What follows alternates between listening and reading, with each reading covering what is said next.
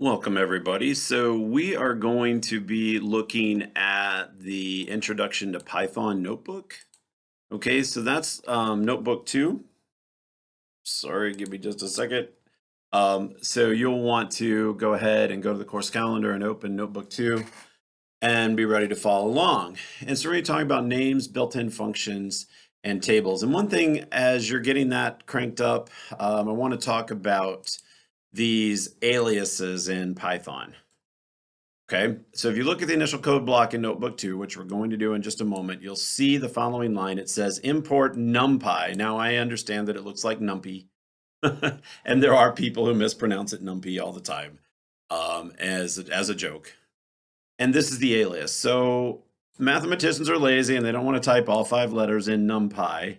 So they import it with an alias. So this import as, that signals that, hey, what I put after the as, that's going to be my alias. Now, why am I telling you this? Well, because all of these functions are available, and when I type np dot, okay, so for example, the average, we'll find out, is not a native function in Python, and we have to use np.average, okay?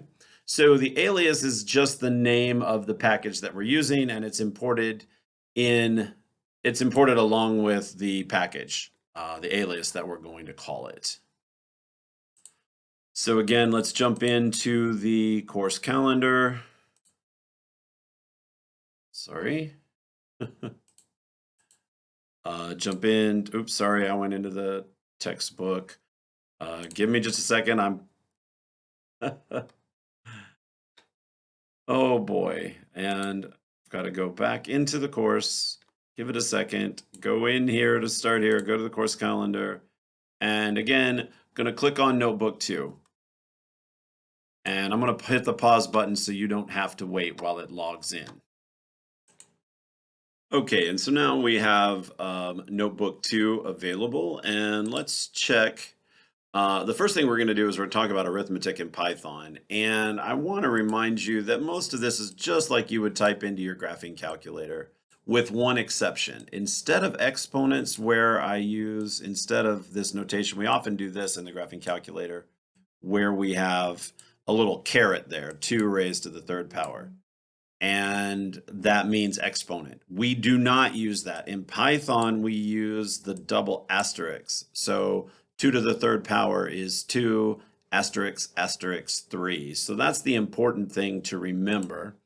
And the rest of it you will be used to. Let's go ahead. You can see this is the alias NP. So this is the line that we talked about already. Let's go ahead and initialize the notebook by running the first code block. And 2 plus 18. Again, it's going to give 20. 20 minus 2 is going to give 18. 2 times 9, we're going to use the asterisk for multiplication. So 2 times 9 is 18. 9 divided by 3 is 3. It will do order of operations correctly, right? So it does the 3 times 9 first because it's multiplication. So it does 27, and then it does the addition with the 2 to get 29. If I want to enforce a different order of operations, I have to use parentheses. So, just to remind you what I'm talking about, right? I'm talking about parentheses. Wait, I'm sorry. Multiplication and division, then addition and subtraction, right? So just the standard order of operations, parentheses, exponents, then multiplication and divisions, then additions and subtractions. So the Python is going to do that same thing. And you can see that it works just fine here, where I add the 2 and the 3 first and get 5, and then multiply by 9 and get 45. Okay. Here's where we go to the 2 to the power of 4 is the double asterisk. Okay, so just be real careful with that. That's the one thing that's a little different with the computer, is it wants, instead of the 2 with the caret 3 equaling 8, right? It's going to want that double asterisk. So be real careful with that. Then this one is fun. So we have a text variable. It's called a string variable. Hello. And it turns out, oh, and yeah, they're warning us up above for this. Don't use this for exponents. Why? Well, it says that 2 caret 3 is equal to 1. That's weird, right? How in the world is 2 raised to the third power equal to 1? This does not mean exponents. It is not, not what you're used to seeing. Okay? I do want to show you one other cute thing here before we move on. Hello is a string variable. And if I do hello plus 2, it's going to freak out, right? And it throws a code, and it's like, what in the world? And it thinks I'm calling a variable. And even if I put parentheses around it, it's not going to like it because it's saying I can't add these things together, okay? But this is kind of funny. If we do multiplication,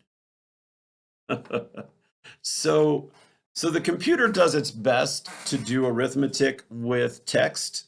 And if you do hello times 2, it's going to do hello, hello, right? And so we can do LOL. Let's just do low times 5, let's say, boom. And it'll do LOL with an O on the end there. So it will do times 2 times 5. It won't do addition or subtraction. It doesn't know what to do with that. It won't do division. But for some reason with text, it will multiply and just put that many copies of the text. That's just a fun fact. That's not something that we're going to use a ton in this class. And now the next part that we want to take a look at is names, and these are just variables. And they work just like they did in algebra class, right? A equals 4. So this assigns the variable a to the value 4. Okay, well, that seems fairly straightforward. And then if I open up another code block, I'm hitting the plus sign here, and then I just type in a, boom, then shift enter. Okay, so a is equal to 4. All right, well, that's what we set it equal to. That's what you think it would be equal to. Then what about this? It's saying true. Okay, so the double equal sign is like having a question mark in there, right? It's saying, is A equal to 4? Or is 4 equal to A? So the double equal sign there is asking the question, are these two things equal? Okay. And it says true if they are, and I'll put something in here that's different so we can see. What if I put in a 7? Is 7 equal to A? And it gives me a false. No, it's not. Okay, because A is equal to 4. And you can see this. I'm going to delete this. Okay. A is equal to 4, B is equal to 9. So you can see the assignments work just how you think they would. And since we assigned A to be equal to 4, we can multiply that variable times 3. And it'll be equal to 12. We're defining a new variable called total to be equal to A plus B. Now remember, A is equal to 12 and B is equal to 9. So the total should be 21, right? And sorry, it's not defined, so I did not execute the code block above it. There we go. Now this is interesting. A is not equal to 12. A is equal to 4, right? And it's the 4 times the 3 that gives me 12. And B is equal to 9. So it's doing 9 plus 4 and coming up with 13 for the total. But what if I change what the A is equal to? Notice that it's not going to change the total. But if I do the total equals A plus B again, then it will update the total based on the new value of A. See, in this first case, let's go back up, right? So sorry. If I do the A's and the B's, right, and I come down here, the total is equal to 13. Now, when I change the A equals to 10, The total is still 13 because I've renamed A and given it a new value, for A, but I haven't done this code block again. This is where total got its value. So when I do that code block again, then total is updated. And we can have a variable called word, and it can be equal to total, and the total is still equal to 19. So this is kind of weird that we have a string variable, a text variable total, and we're actually using it as a variable name. So that should explain why things can get confusing. So one thing we want to do in this course is we're going to use descriptive names for our variables. And they have to not have spaces. So that's why we're using these underscores, hours per week, hours per year. Okay, well, there's 40 hours, weeks per year. There's 40 hours in a week, and there's 52 weeks in the year. So how many hours are there per year? Well, I should be able to multiply these two together. So there we go. And then hours per year is 2,080. And why am I making a point of this? Well, your book and the notes stick with this convention that we're going to use descriptive variable names. Why? Well, because it's easier to remember what the daggum thing is, right? If we just name things X and Y and A and B, right? It's often easy when we come back 2 or 3 days later to forget what these variable names mean, what things they actually signify. But if we use a descriptive name, like weeks per year, then I know, oh, okay, I know what that variable is holding. I know what value should be in there, okay? And that's pretty standard throughout this course, so I wanted to make that point now as we're going over it. What are we gonna do here? Well, as we go Shift-Enter. Now this, the minimum wage, and this is out in California, it goes up by $1 an hour until 2022. And so they're talking about the California hourly minimum wage is $15.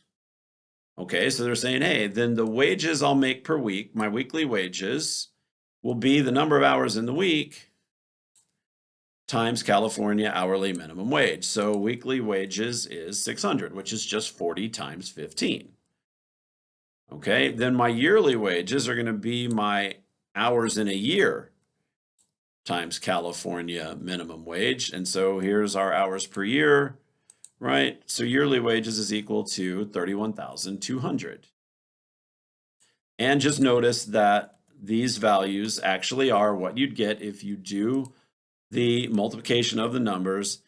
Work hours per week is 40, weeks in the year is 52, hourly wage is 15, and it comes up with the exact same number in both places. So to recap, we're not going to use variables like we do in algebra class. If we're going to create a variable and it's going to stand for the number of vowels in Joe's name, then we're going to have a variable name like Joe number of vowels. Again, the number that's stored in it, it'll make more sense to us if we need to use it later if we use a descriptive variable name for our variables. Okay, so this is another thing that our calculator has. Our graphing calculator has things like sine and cosine and tangent and absolute value. And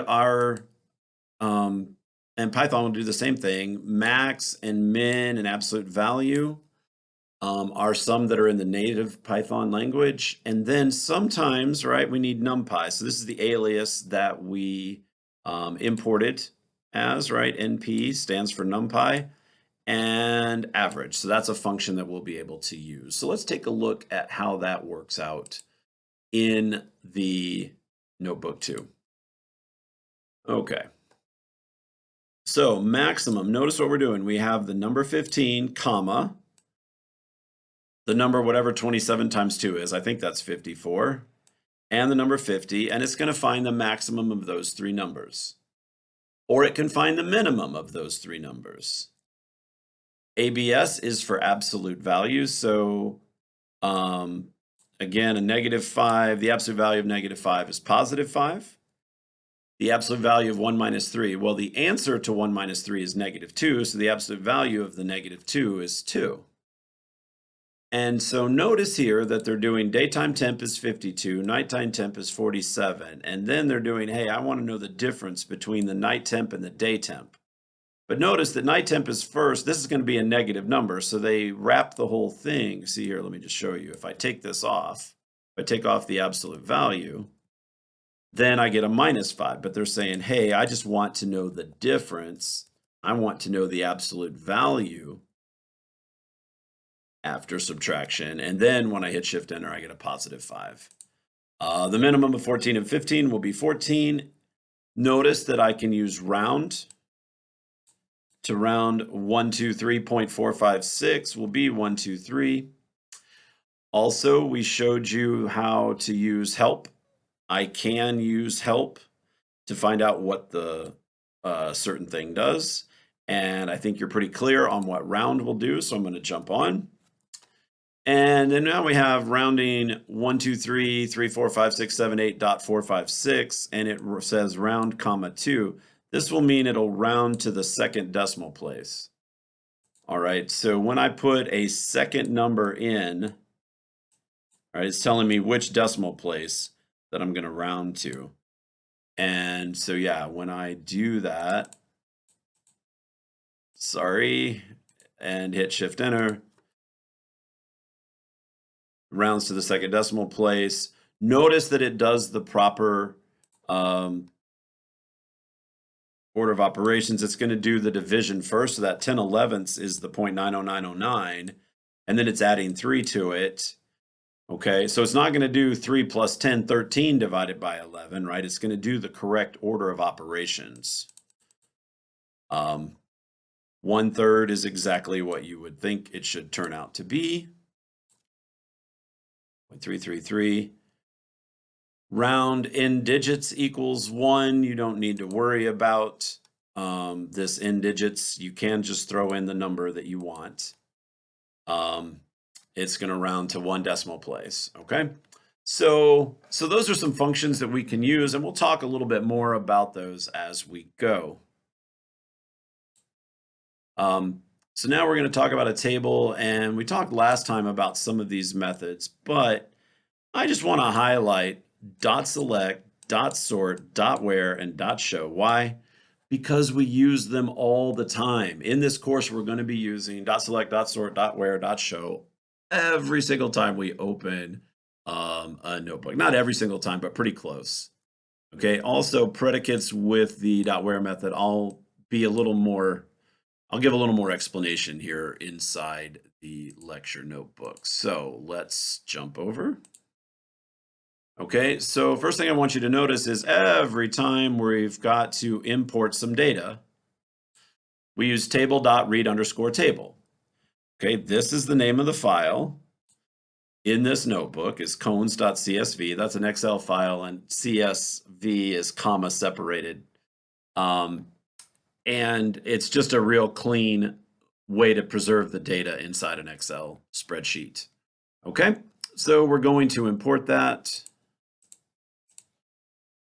So I'm going to hit Shift Enter, and then cones is showing this cones data set, and these are the flavors of the ice cream and the colors of the ice cream and the price of the ice cream cone.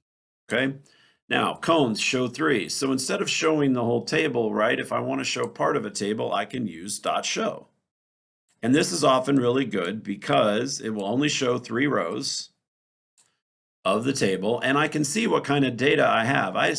And 6 rows in the table isn't that bad.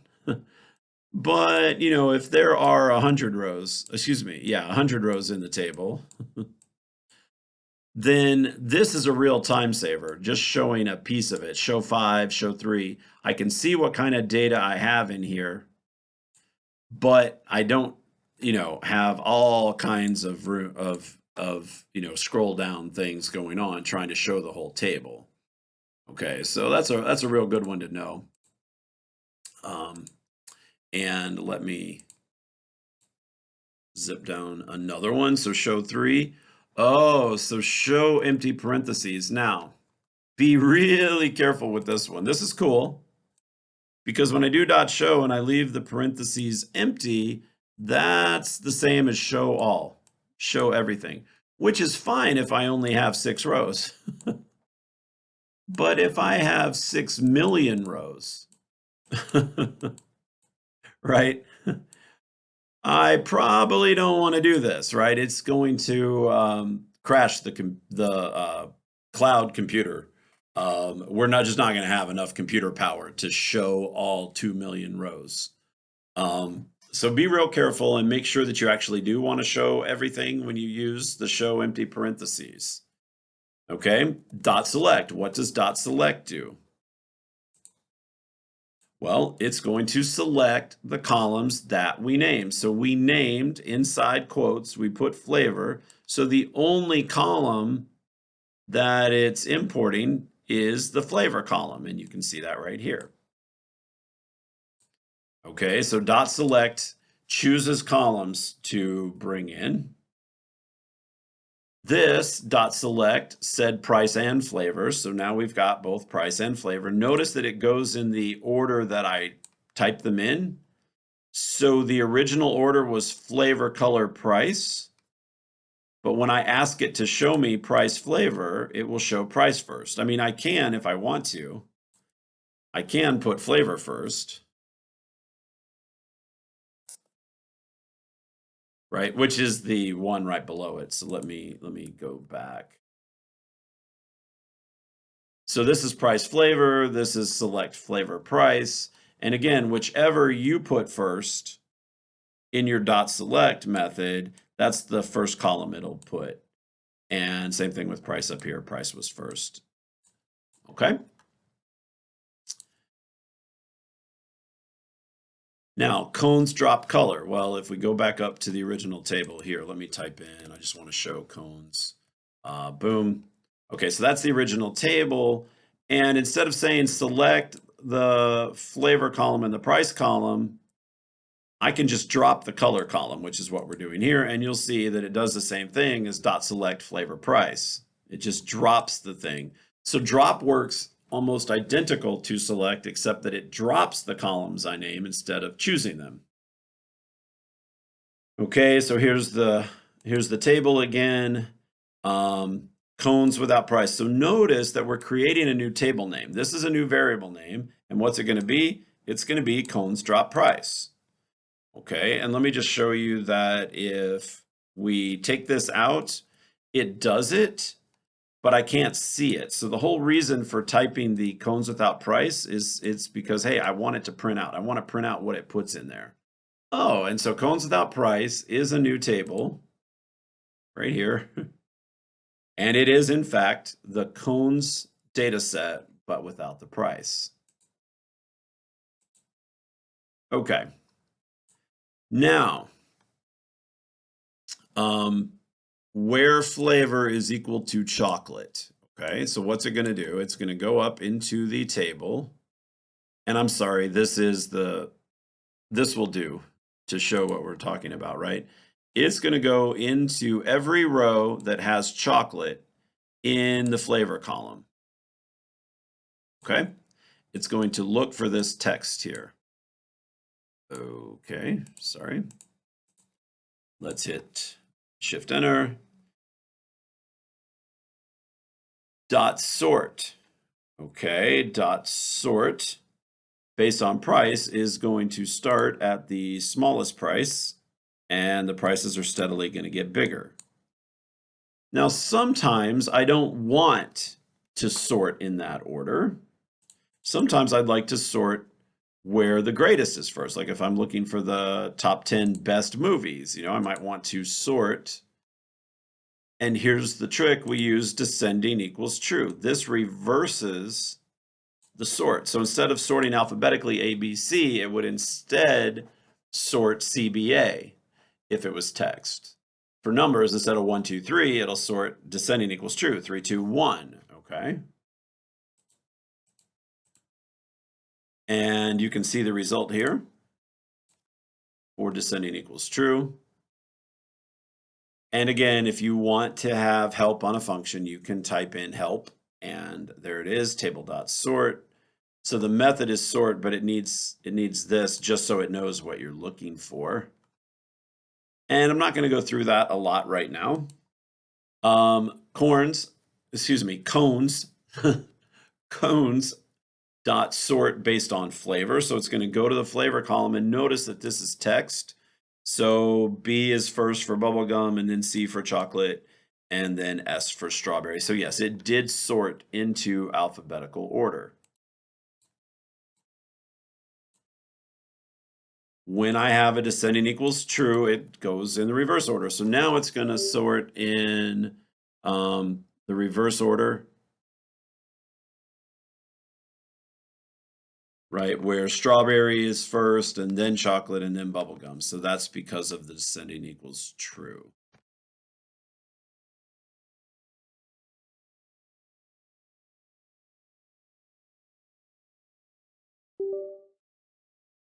I'm sorry, I am having trouble with my mouse.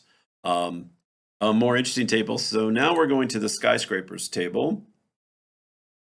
Again, notice that the table.read table is the same function as before. We're going to import the skyscrapers file, and we're going to display the first 10 rows of it.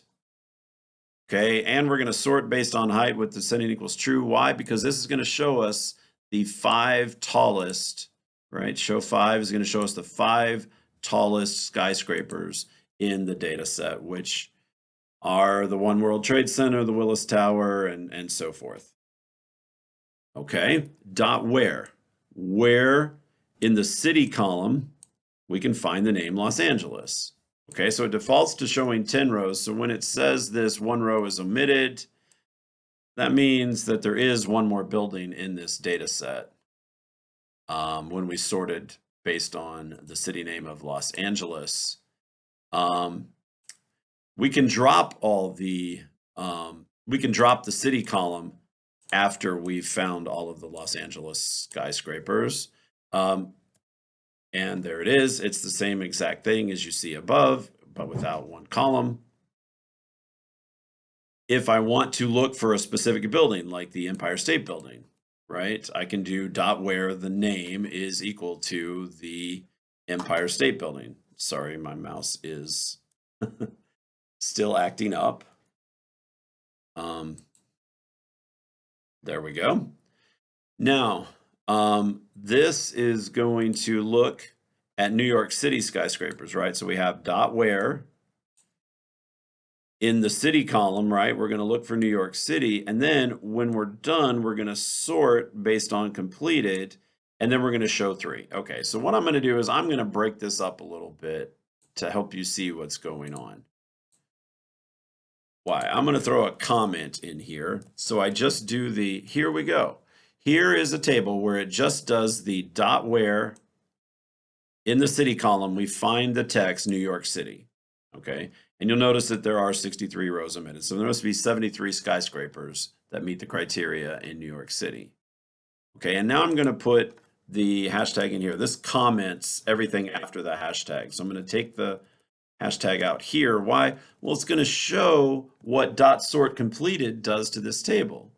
And what it's going to do is it's going to put the earliest years up. So the Empire State Building is going to be one of the first ones, right? Because 1931. All right, so let's hit Shift Enter and see what it does. And there you go. You see that the skyscrapers completed in 1909 and 1913 and 1929 are first, and the Empire State Building is there towards the bottom. So sort dot completed, and then the show 3 is just going to show 3 results from what happened in these first 2 methods. So this is a good example of how methods can be stacked in the same line, and the computer reads them from left to right. So it does, in this example, it does the dot where first, and after it's completed that, then it does the dot sort on what's left. And then after it's completed that, it shows the dot, it does the dot show on the completed table. Okay, so it reads from left to right just like we do. This is the same thing, but it's the New York City skyscrapers with sort based on completed, but descending equals true. So it's the newest skyscrapers first. So those finished in 2015 and 2016, or excuse me, 2014. This is where we're going to show predicates. Okay. What do I mean? I mean this, okay? So inside the dot where, I'm going to go to the city column, and I'm using r dot contained in New York City, Los Angeles. This is going to find text in the city column that's contained in New York City, Los Angeles. So New York City, Los Angeles. So it's going to pull up 2 different cities. Okay, so that's pretty cool. And we're doing the show all, so we're going to see all the skyscrapers in New York City and Los Angeles. Okay, so that's really cool. And again, this is called a predicate, the r dot contained in. And on our course calendar, there is a Python reference chart, and you can click on that link, and towards the bottom, there are these predicates that you can look at, and all the ones that we use in this course are listed there for us, okay? So predicates go with the dot where. Here's another predicate. So if we want to look at all of the skyscrapers that were completed between 1970 and 1980, right? And then we're going to sort them and show all, okay? So if we want to do that, r dot between is a predicate that we can use. Okay, and let's execute that. Shift enter. Okay, there we go. And there's a bunch of them. There's a lot of rows in this table, but please understand that the key thing we're showing right here is the predicate used. All right.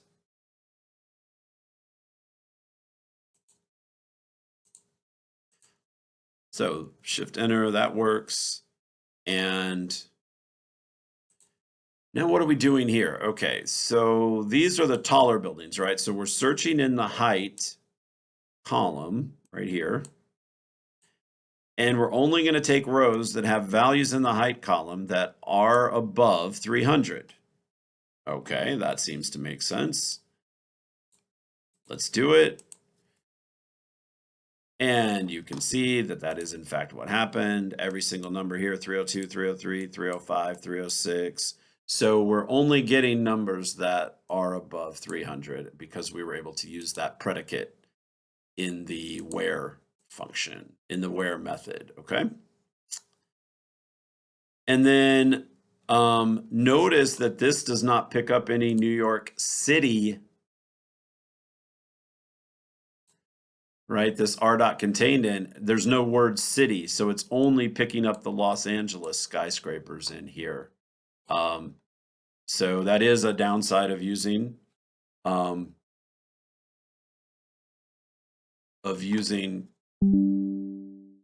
yes. Okay, so I'm running out of power. Give me just a second to pause this, and we'll come back and finish up just the last couple minutes.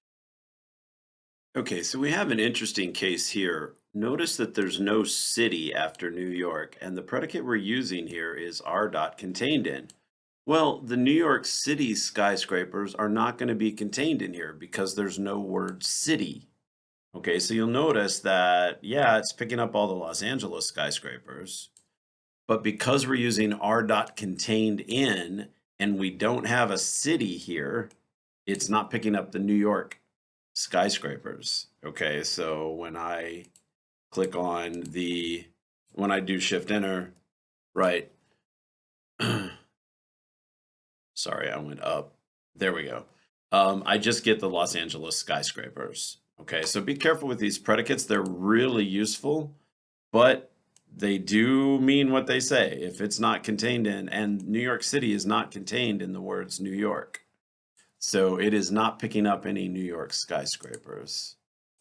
All right, and that's the last one we're going over. I will throw this in that we can do r dot not contained in. And notice that this gets rid of all of the Los Angeles, sorry, I scrolled the wrong way. This gets rid of all the Los Angeles skyscrapers in the city column. It does pick up New York City now because it's not contained in. And again, if we added a city, it would get rid of the New York City ones.